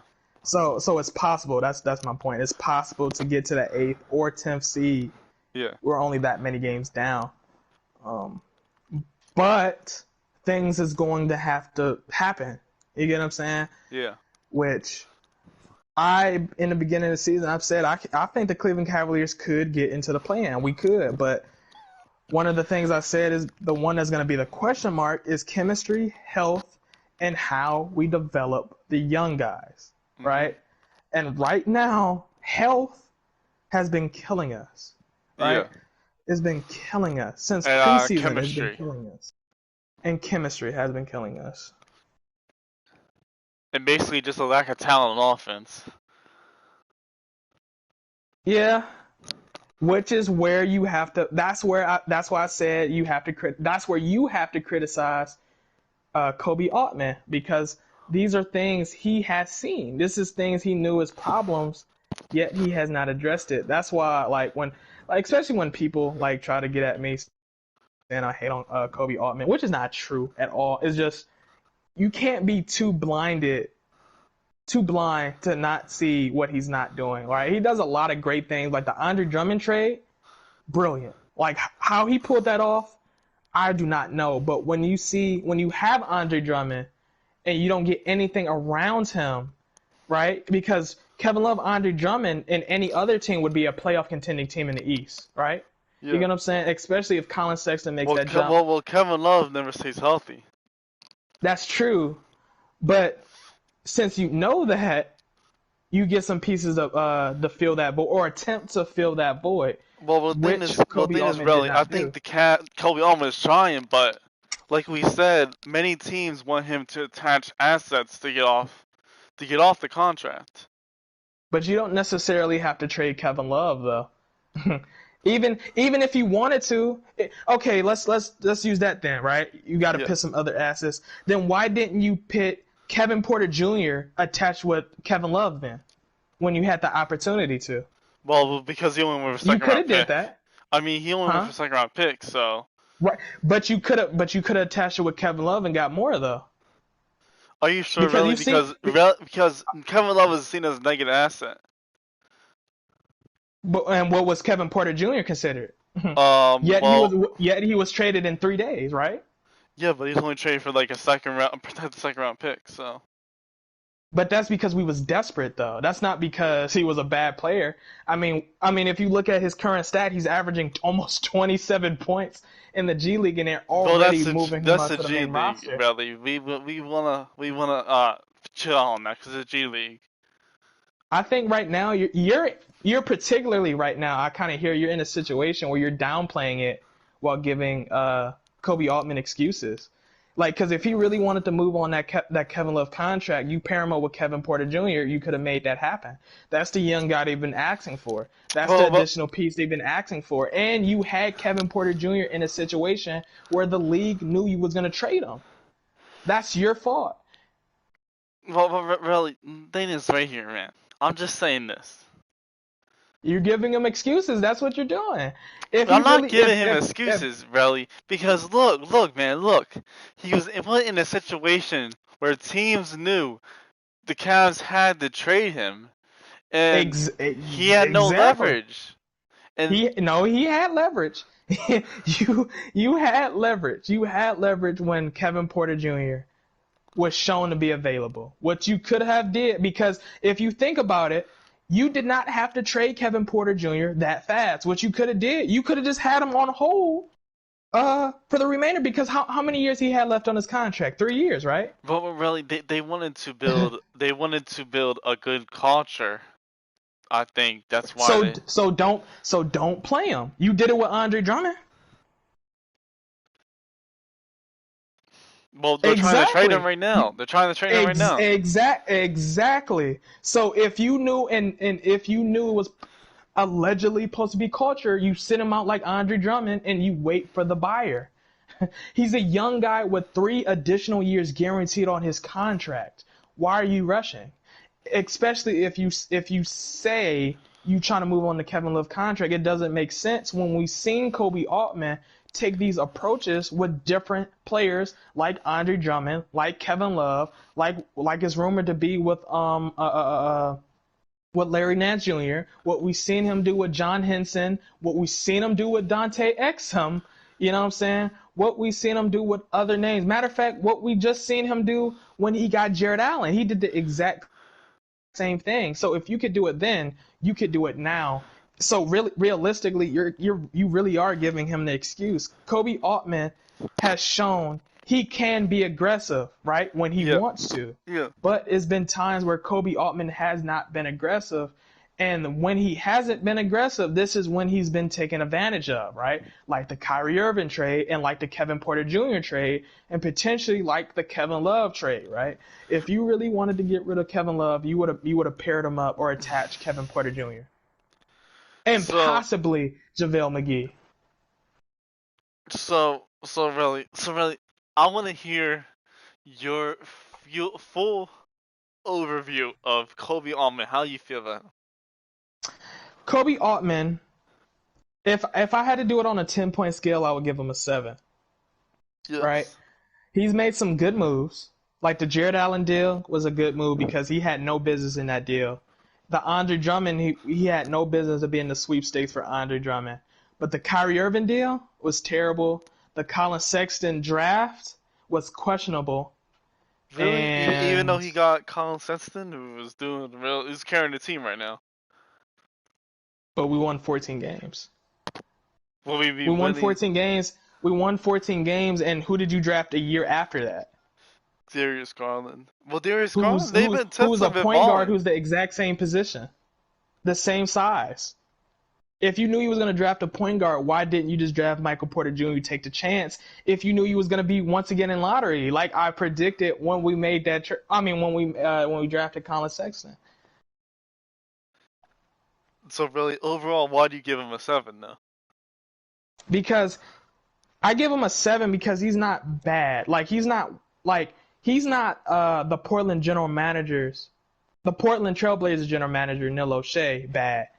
But he still is good enough where he can pull off some trades he has no business being in, right? Which is Yeah, why I have to give him a 7. Like he's not average, but he's slightly better than that. So a 7 is fair. I yeah. feel like anybody that gives him anything above 7 is not being realistic at Mhm. all. But he for sure should not have anything under a 5 either, right? Because Yeah, he's made a lot more noise than a lot of playoff contending teams too. yeah. But the times Kobe Altman does make bad moves, they are bad moves. But when Kobe Altman makes good moves, they are definitely good moves. So really, you're basically saying the Jared Allen trade, it was a great move. The Andre Drummond trade was Perfect. a great move. Great move. Great move. Two perfect moves. Colin Sexton draft was questionable. And the reason I question mark it is because, What about? okay, even if he had full faith, huh? I'll continue going. Continue going. Continue. Even if you had full faith in Colin Sexton, what was the point of you drafting Darius Garland the next year? So You so drafted two point guards, the same height, the same size, almost the same skill level, minus Darius Garland obviously being a better passer, and you put them on the floor at the exact same time. so really, knowing this, would you break up Setsland? I think we're gonna get to a point where we are gonna break it up. Really? Are you sure? We are because I mean, both of those players I feel like is gonna be special in their own right. But when you have two 6'1" guards, that's not going to be because I know we try to compare that to the CJ Dame, right? And And it Fred can be, Van but they're Fleet but they're Lowry. very they're 2 inches shorter than both of those guys. Because CJ McCollum's what 6'4" and Dame 6'3" Yeah, or 6'2", yeah. not 6'3". So that's uh, uh, Belly. We can also look at Van Fleet and Lowry. uh, mm, I don't like that either. Matter of fact, Toronto don't even like that either. That's why they're trying to trade Kyle Lowry. So So if that's the comparison, I mean that example you just used is the a perfect example of why one of those two players is going to end up getting traded. so so so really, in your opinion, how long do you think the Setsland last? Huh? How I long do think you we're gonna think? give it we're gonna give it like 2 more years before Mm-hmm. we really decide. I think. Really, I see many people saying that it's not gonna last in the playoffs. Do you agree with that? Yeah, I agree So with that because defensively, those two guard like 6'1" guards, we've never seen that. We've never seen that be championship caliber, hmm especially without a wing, right? Which is yeah, why this is why I emphasize I wanted Michael Porter Jr. Like because Michael Porter Jr. was the wing we could have made into an elite wing. He was a scoring 6'10" wing who yeah, could but the play only three problem or was power forward. his back injury. Yes, but how bad is that back hurting him now? No, I mean, we drafted Kyrie and he was coming right off an injury, right? yeah, but that was with different Philadelphia, management. That was different management. Philadelphia, exactly. It was a David Griffin ran management who, I liked him way better than Kobe Altman because David Griffin was the epitome of taking chances. Okay, Was the true example of taking legitimate Mr. chances. Mr. Buzzerbeer production said the Trailblazers almost made the finals with 2-6-2 guards. Did they though? Did they? But you gotta. Did they though? No. They Now lost to I'm the asking five that as a trick All-Star question. Warriors. That's what he said. Well, Clay Thompson is not 6'1". He's like what, like 6'5", 6'6", Yeah. or something like that.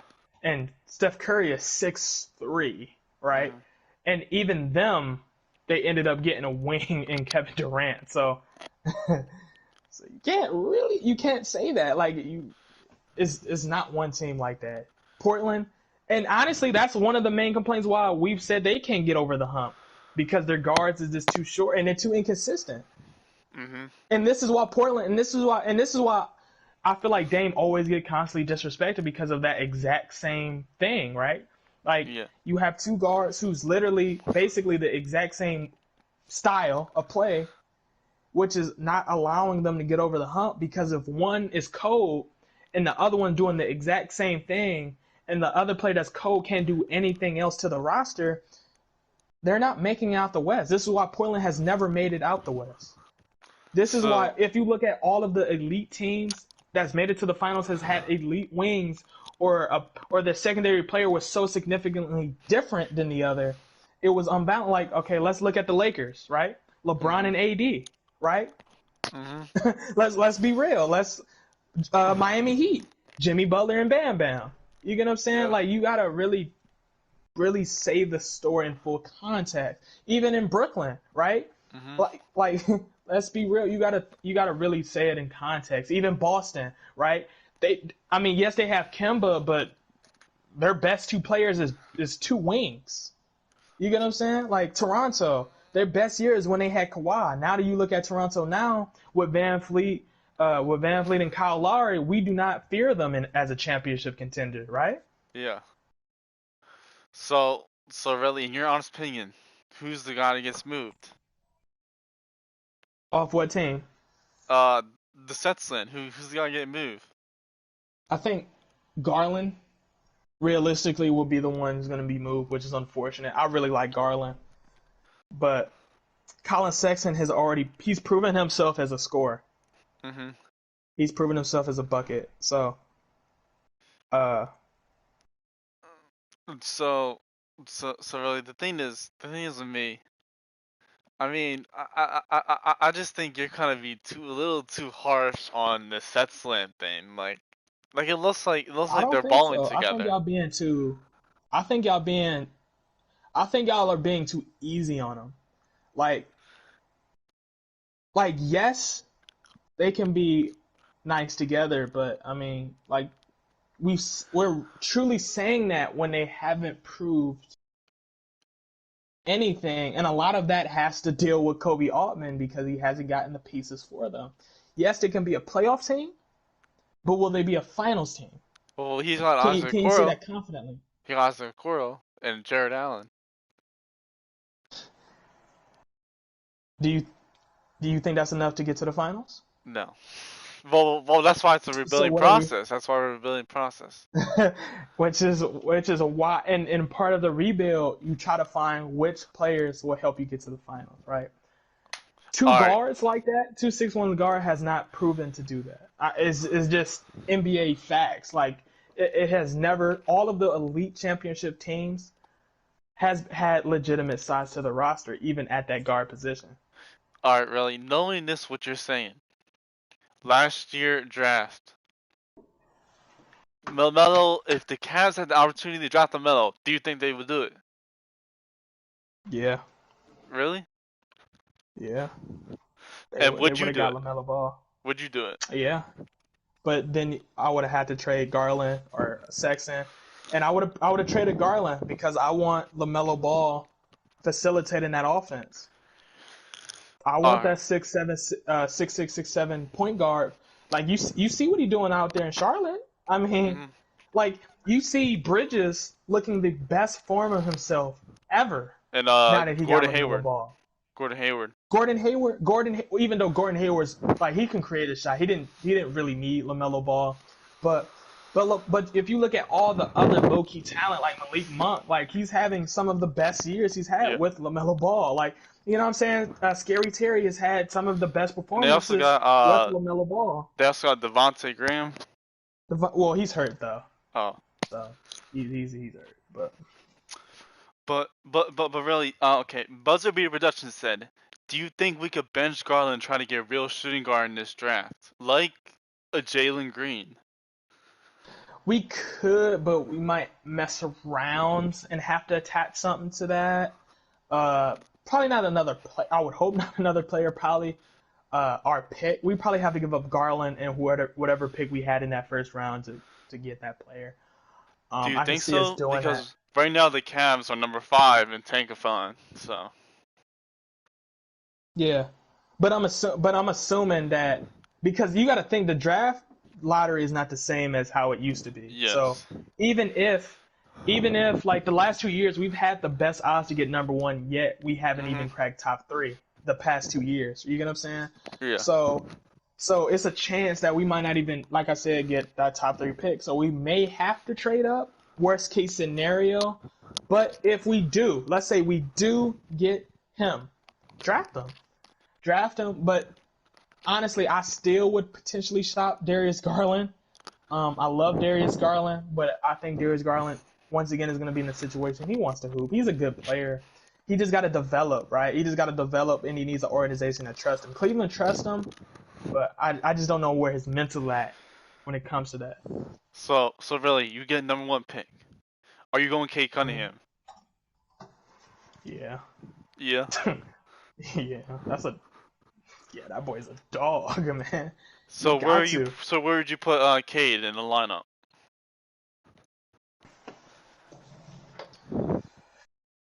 the three. The 3. So where's like Isaac Okoro going then?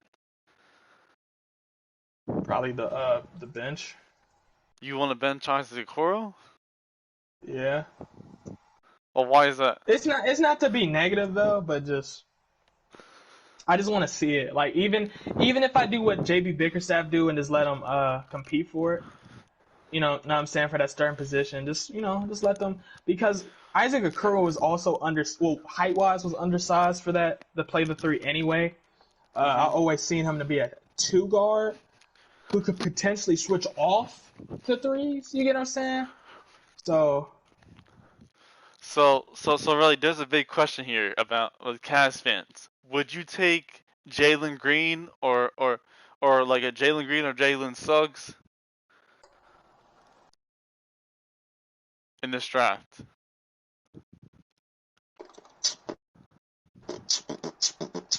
probably Jalen Green. No, I said, would you take either of them? Like either of them? And you said either Jalen Green or who? No, no. I said like, would you take if you had a chance at like Jalen Green or hold on, if you had the chance of one of these guards like Jalen Green and Jalen Suggs, would you take them in this Yeah. draft? And then what would you do? What you mean? Like, what would you do what would you do with Darius Garland and Colin Sexton? Well, Colin Sexton is gonna start. Like I'm not gonna take him off of that. Actually, you know what? You know what? Because I want to go back to that Kate Cunningham. Actually, what I might do, I'm gonna pick Garland on the bench. Put Garland on the bench. I'm gonna pick Garland at the bench. I'm gonna pick Kane. I'm gonna pick Kate Cunningham at the one, Colin at the two, because I think shooting guard is his true position. And then I'm gonna put actually, yeah, you're right. I'm gonna put Isaac Okoro at the Yeah. three, and I'm gonna try Lamar Stevens at the four, depending on who we get as a power forward. But I'm gonna try Lamar Stevens because I did have faith in that signing. I actually really liked that signing from Kobe Altman. That was a very good and low key move that a lot of people didn't give him credit for. Yeah. Um, and then I'm gonna do Jared Allen, right? And I'm gonna try that out. I'm gonna try that out because I feel like that lineup will be very, very versatile, but at the same time, offensively, I think that should be smooth, right? Because it's Yeah. nobody that's truly getting in the way other than Jared Allen in the paint, which allows Colin Sexton for the first time to attack the paint without any worries now, which I think was an issue, especially when you had Andre Drummond and when you had Colin Sexton not having the vision or the IQ to just give up the ball, right? So Mhm. now that you free that up, I think that'd be way better. What Way would you better, way do with better. Jalen Green though? They took Jalen Green. I start him at the two. You start him at two with Colin. So basically, really, the odd man out would be Garland. You're Is saying. it gotta be Yeah, it gotta be Garland, because I don't agree with everybody who say bench Colin Sexton, right? Like it's hard to bench a player who's nearly who's averaging 20 plus points. You get what I'm Mhm. saying? Like that doesn't make sense. Like that doesn't make logical sense. Like and that's coming from somebody who truly loves Darius Garland, right? Like like Colin Sexton averages 24 points. Mhm. 24 points. You're not pinning that on the bench, right? That would be an atrocity to pin him on the bench. So knowing these possibilities, really, would you trade Darius Garland then? You might have to. That's why I said you're going to be in a situation. Garland is going to be the odd man out. Um, and Garland he knows what time it is too. He knows what time it is. It's unfortunate, but it Well, is. you think It he is what knows it is. deep down? He knows deep down he's the odd man out. It's unfortunate, but he is. You know what I mean? Like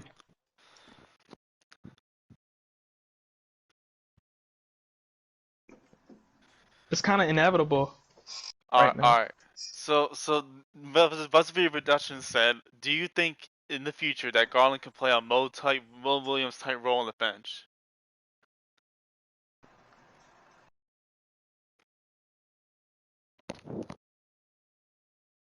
Hello? Yeah, I'm thinking about that. I mean, he could. I just don't personally think he would want to, which he shouldn't. Yeah, Uh, I think the thing would be if they draft another guard would be to bench. I mean to trade Darius Garland. Because Darius Garland, he's been balling right now, and he's gonna say, "Well, why are you benching me, man? I've been putting up these numbers, putting up these passing numbers. Why are you benching me? Look, I'm trying to get my role in, trying to start. Why? He's gonna want to go to a team that's actually gonna start him. right, right. I So, agree with that. so really, knowing all this, what position are you going BPA or are you going for need this draft? I want to say go for need, but at the same time, you got to get what's best available. Because early on, I said the face of the franchise is up for grabs right now, Mhm. and because it's up for grabs, whoever the best man available is, take it Take it. and don't look back. Take it and don't look back. Because if we would have had a chance, if we would have got number one, right? Mhm. Early on, I was saying, we should not get LaMelo Ball, right? But Yeah. looking back at it, if we would have had that opportunity, we got to. Like we're not in a position not to take that. Mhm. We're just not. Yeah, I agree with you. So really, you take how do you feel about Kaminga right now? You said who? Kaminga. I'm not sure who that is though. You I don't gotta know look who that up. Kuminga is? Mm-mm. Hold on, let me. Yeah, I'm not sure. Jonathan Kuminga. Mm-mm. I'm not sure on that one. Oh, you haven't been I watching the draft? I have, but not all of those names yet. I gotta look deeper into that, but not that one. Do you know who Not that. Evan Mobley is? I do know who he is, the power forward. Really, would you take him? I would. I I would. I've been hip to Evan Mobley for a while, actually. I So, would. so really, knowing all this with the draft position, do you do you think the Cavs could secure a top five pick? We could, but I'm not gonna bet on that with how the new draft system is. It would be kind of ignorant of me to do so. So you're saying that you're not gonna bet on it right now? Yeah, because I mean, if you look at the last 2 years, we were supposed to go at least be top three, Mhm. and we just barely got six. You know what I mean? So, because even with Colin, we got him at 8, right? Yeah. So we got So, Colin at 8. We got Darius Garland at what, 6 or 5, and then we got Isaac Curl at 5. yeah. You got Colin at 8, and then Garland at 5, and then Coro at 5. So yeah, All right. So really, seeing all these moves being made, who do you think the most likely to be traded off the Cavs is? right now, Yes, Drummond. That's the Drummond. most obvious. And you don't think? No, it doesn't make sense to. I think his value is there. It's just, it's a lot of teams that's willing to call bluff. Uh, Understandably so. Oh, what do you Um, mean by bluff? like they're banking on the fact that Cleveland doesn't know the value of Andre Drummond out there and how important and significant Andre Drummond could be to a lot of playoff caliber teams. Mhm.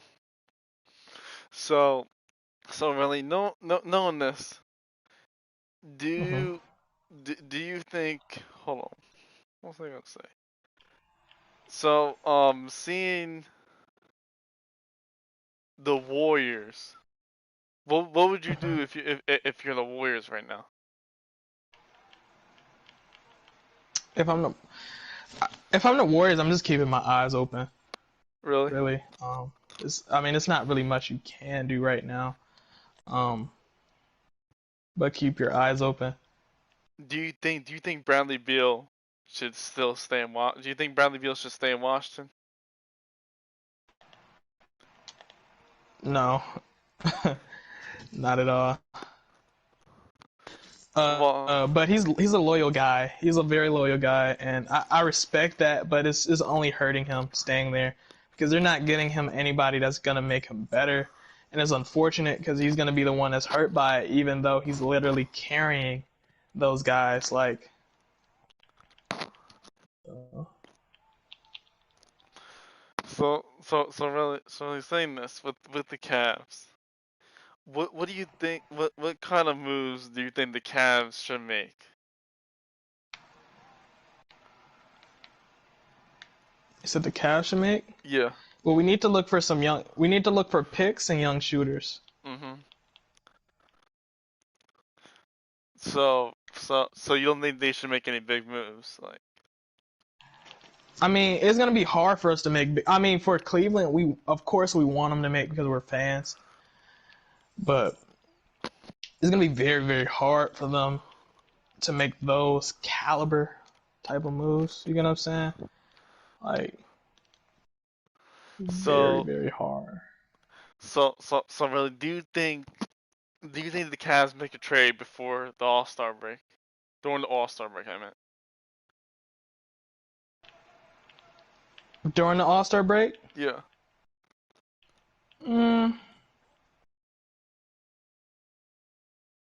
mm, I think so. Really? So he I needs to be think so. traded. Drum is gonna be Drum that's gonna be traded. I think because they have like I'm not gonna say like because I don't want Kobe to rush that, but I think at this point, uh, it's a lot of teams that's gonna try to be aggressive for him. You know, and they and the second half of the season, like after the All Star game, that's a fresh start, right? So a Mhm. lot of these teams want to see how their team's gonna look at the second half, right? Just in case they have to make another move, right? Yeah. And because the trade deadline is over what the 22nd 25th. officially, the 25th. 25th. So Yeah. so yeah, so you make that deal. I think that So so really, you're saying the Cavs shouldn't fire Kobe Allman, but he's not as good as you think people say he is. you said I think they should fire Kobe No, Altman. no, you said Oh, you don't I'm like think. whoa. you said I'm saying you It's don't like hold think. up. You said you saying that you don't think that like he's as good as people say he is, but you don't think they should fire him. I think I wouldn't say that either. I would say, like you said, they shouldn't fire him. Yeah, they should not fire him at all. But I believe that, uh, I believe that Kobe Altman has made some moves that was voided criticism, right? Uh-huh. And we kind of ignored it because we're Cleveland fans. We're Cleveland fans, and we don't want to disrespect people representing Cleveland. But in reality, I think we kind of should have, especially that one, Uh-huh. um, because he has made some moves that should have had us shaking our head, right? But he's kind of put the blanket over it because he has made some moves that was legitimate, and I can't really ignore that. So really, how do you feel about Damian Johnson? Damian Don, I liked him in the preseason. I feel like it is still a need for him here in Cleveland. Really, even though he Uh, can't really shoot in Cavs can't tail. well, I mean, he wasn't like a Joe Harris type of shooter. He was always kind of like create my shot type of shooter. I just feel like our system right now is kind of making it. You don't think, despite the Cavs fans hate on Prince, they should trade him? You don't think they should trade him despite Cavs fans hate on Prince? Say that again. You think, despite Cavs fans hate on Prince, you don't think they should trade him?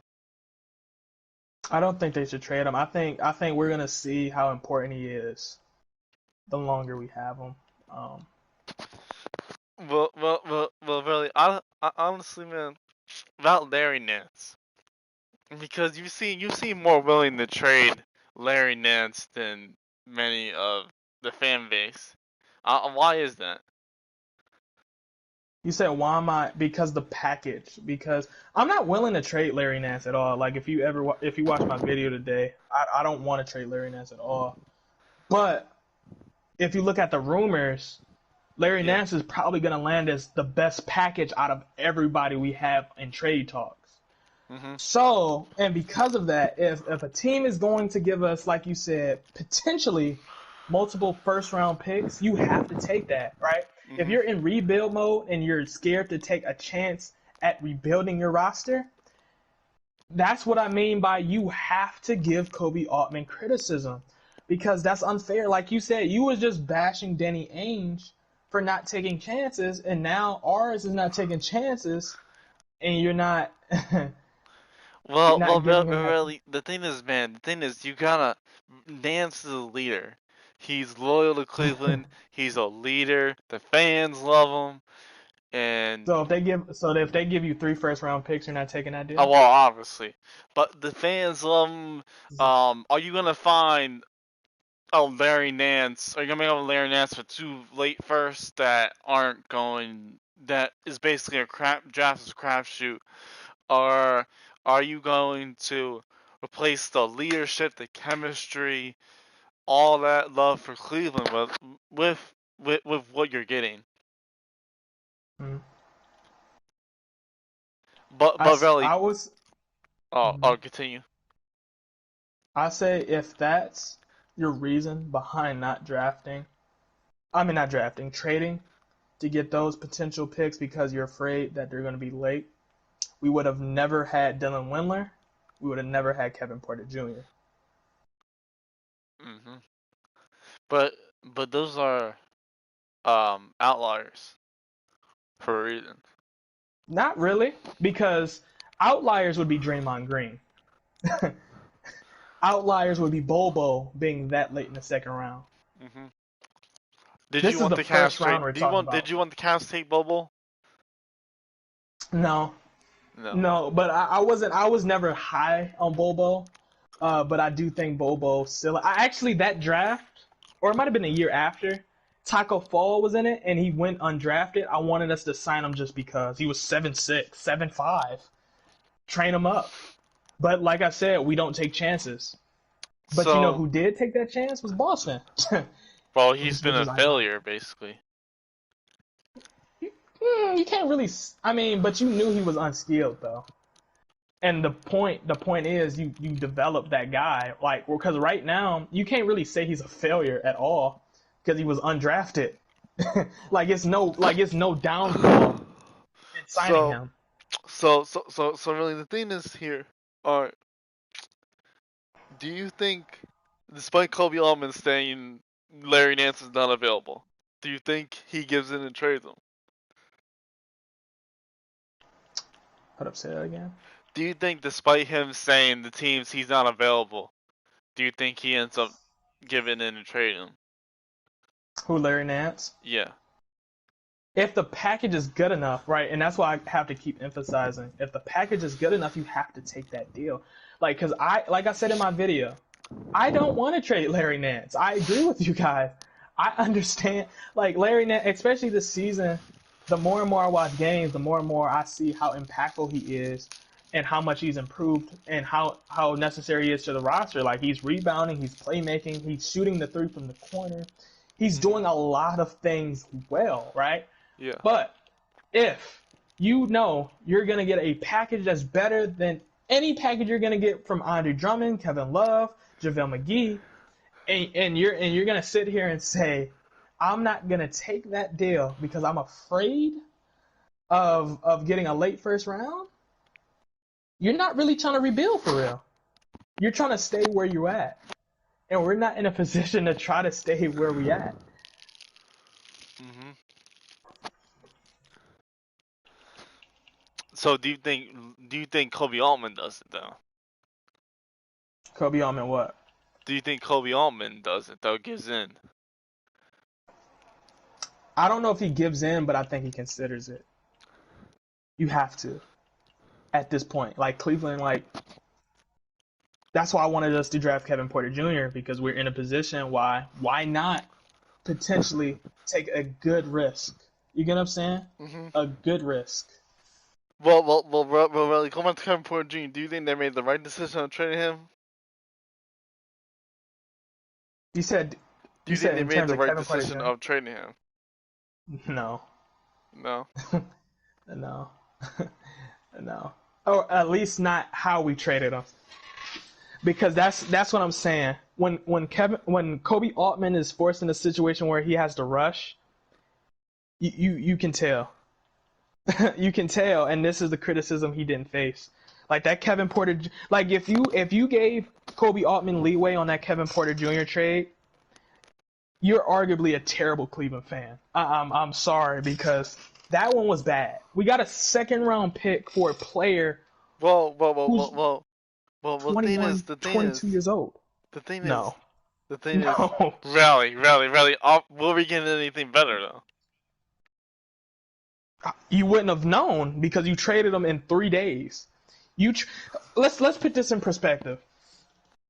You traded a player who has shown to hoop, whose contract had 3 years guaranteed at $1 million. Uh huh. Do you know how hard that is to find a contract like that with Yes. talent?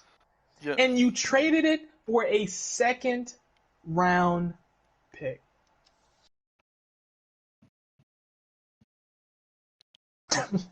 Let's put that in context. You already had the player waiting a whole season to hoop, and you couldn't just wait 2, 3, 4, 5 more weeks to trade?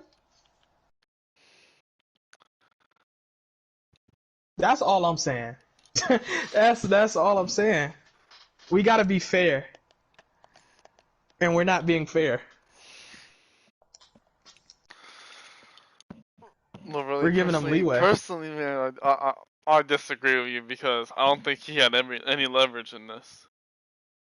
I think he did. I think y'all just giving them the like once again. You're giving them the benefit of the doubt because it was Well, a bad move. well, It was really, a terrible teams. move. Really, teams knew they had to trade him. Though. Say it again. Teams knew they had to trade him. Yeah. So why not package him if you know you're gonna trade? Okay. So do you think because they said Andre Drummond was doing weird stuff in the locker room, they would trade him for a second round pick? No, but So Andre Drummond okay, isn't. actually let's But put this in realistic context. When Detroit traded him for a second round pick, what criticism did they face? a lot. Why? Because it's Andre Drummond. And why else? Because they traded him for nothing. And they rush the deal.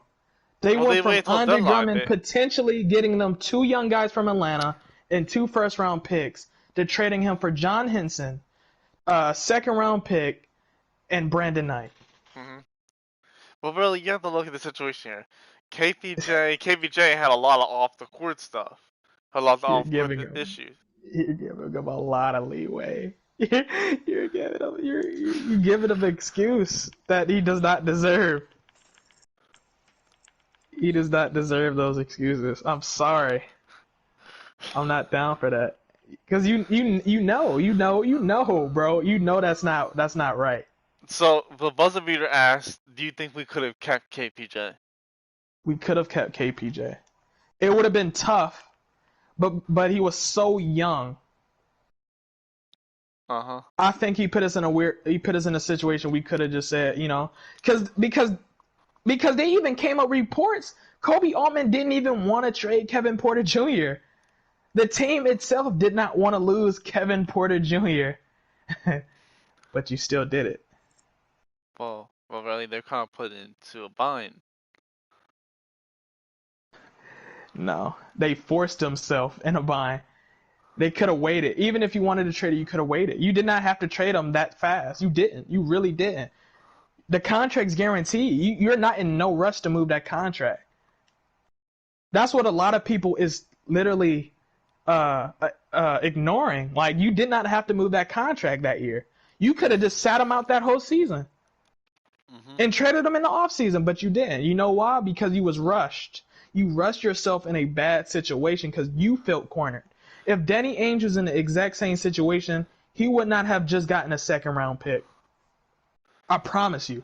If that would have been any other general manager, they wouldn't have just got a second round pick. I promise you. So That wouldn't have happened. That so wouldn't have happened. So really, Busby or Sale, I feel like we could have sent him to the G League. We could have. You know how much better that situation is Yeah. than trading him for a second round pick? Because what did Houston do as soon as they got Kevin Porter Jr.? They put him where? Exactly. They put him where? They put him in the G League. They put him in the G League. For a reason. So I'm just saying this, man. That I just feel like he didn't have a lot of leverage in this situation. I feel like that is the biggest excuse you can give a general manager right now. Because he did. He did. And actually, Buzzer Beater actually told, basically, he's put up some facts like you could have did the G League. We could have waited to trade him. We could have did every other tactic to make a better deal. We could have paired him up with Kevin Love. We could have waited. He had 3 years guaranteed on his contract at a very cheap price. But you traded him. You didn't have to make that move, but you did. Alright, really. So getting off the Kevin Porter situation here. So basically, what if you're the Cavs? You said you wouldn't make any kind of big moves. Why is that? He said, hold up, say that again. I'm sorry. You said you're the Cavs. You wouldn't make any big moves, right? No, I said it's gonna be hard for us to make big moves. Oh. It is gonna be very hard for us to make big moves, which is a fact. We're in a very weird situation. We're gonna want to. It's gonna be hard for us to do that. Oh, why you say we're in a very weird situation? Because yes, we got a lot of players in trade talks, but when you say big move, you mean star caliber player, right? Yeah. It's no star realistically that's gonna upright want to come to Cleveland. Like upright, because right now, why would we trade for a star when we haven't even answered the question of who's going to be our consistent shooting? Who is that? Right? Well, Belly, who's going to be our franchise player? Right. We don't even know who our franchise player is. So why are you trading for a star when you don't have anything set in stone? Really, to get a franchise player, basically. You don't trade for a franchise player unless you know unless you know what your team is going to be about, which we don't. That'd be a terrible move. That's one way to basically force the player you traded for to leave your team or demand a trade. So really, right now you wouldn't trade for Bradley Beal if he was available? He would leave. He would leave? He would literally, as soon as his contract was up, he would leave for nothing. Really, I know Chris. Chris floated around the possibility of trading for Victor Oladipo. How would you feel about that? I wouldn't do that either. You wouldn't do that? Why not? Because he's already voiced himself and say he want to go to basically New York or Miami, Which is why, if you remember, when I made that video when the trade originally happened, you heard me first criticize Houston and say, "Why did you do that? That was stupid. Mhm. That was stupid. Like you traded James Harden to get Karis LeVert, and then you didn't even keep Karis LeVert, who would have been cheaper than Victor Oladipo, younger than Victor Oladipo, and you would have knew you would have had him on your team long term because he's a restricted free agent. Victor Oladipo is an unrestricted free agent, which means he can leave for absolutely nothing if they do not trade him in this trade deadline, which is terrible. So you think Houston made a bad move? You, yes, yeah, you traded James Harden basically for Victor Oladipo. Well, they got a bunch of picks too.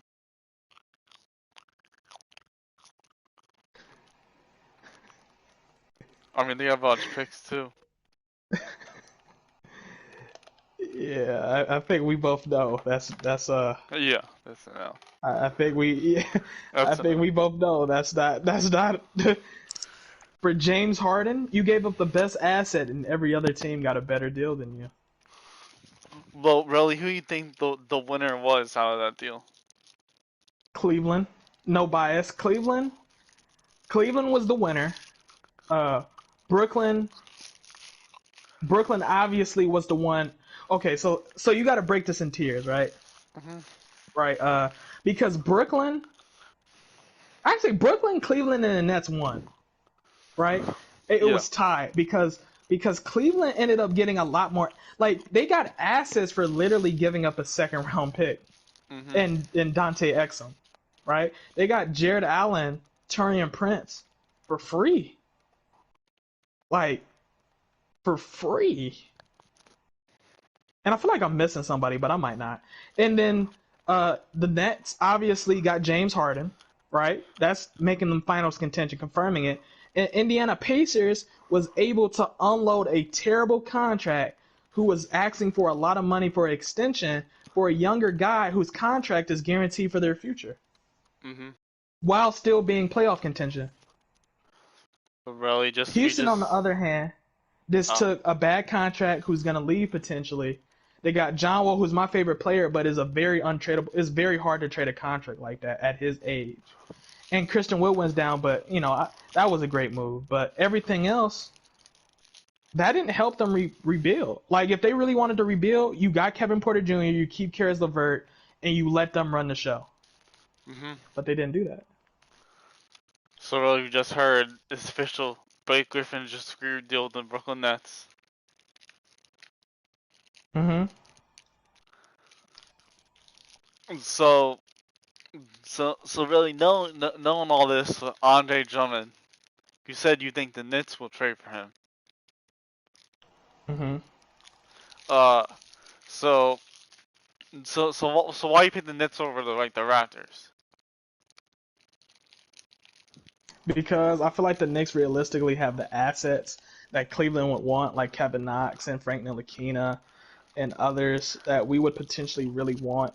And they can do it upright. Like they wouldn't have to get a third team involved unless Yeah. they really feel like they wasn't confident with something they was getting back. Toronto, it would be tricky because honestly, that would have to be a 3 or 4 team, realistically a 4 team trade, because they would have to move that Kyle Lowry contract, and Miami would have to get involved, and then Miami would have to give up some salary too just to take on that contract, which Cleveland and us wouldn't really want those assets. That would probably be that 4th team. So Mhm. that one would be a little bit tricky, which I feel like the easier, the most realistic, and the most logical would be New York. Mhm. So you don't think the Bulls would be an option, basically? He said the Bulls. Yeah. They could be. They could be, but a lot of the assets they got over there is bigs. And I'm not taking Otto Porter. So, so really, you said if Kevin Love gets traded, you think it's gonna be like the Kings? It's gonna be the Kings. I think that's gonna be. Oh, so why you say that? I think it's the most realistic location. So who would you trade Kevin Love for?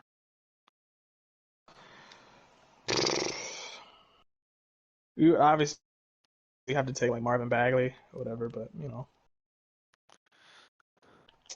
obviously, I think I made a trade deal earlier about that. So on a video, I just can't remember offhand what I did. So, so, bro, I think we're gonna wrap it up for today. All right. Okay, It was nice having you here, it was nice talking to you, bro. even though we just have disagreements on Kobe Almond. Yeah. Because I mean, it's kind of disagreements only because you think I hate Kobe Altman. It's just I'm just a lot more open. Like I'm willing to give him his applause when he needs it, but I'm willing to criticize him when it's necessary to criticize him. I'm a Cleveland fan, but if I'm not open minded, I would be Uh-huh. a terrible Cleveland fan, and I feel like that's how it gotta be. I see. I see. Really, I see. So, looks like we're gonna have to end it here. All right. It was great having you on, and all talking All Star game, talking trade talks on Drummond, and all that stuff. So, All right. that's it, folks, for today. Um, Relly was on here. We were talking for a long time, Yeah. Yes, but sir. there's really nothing else for me to say right now. I don't have anything else. But but thank you, Buzz Beater, for saying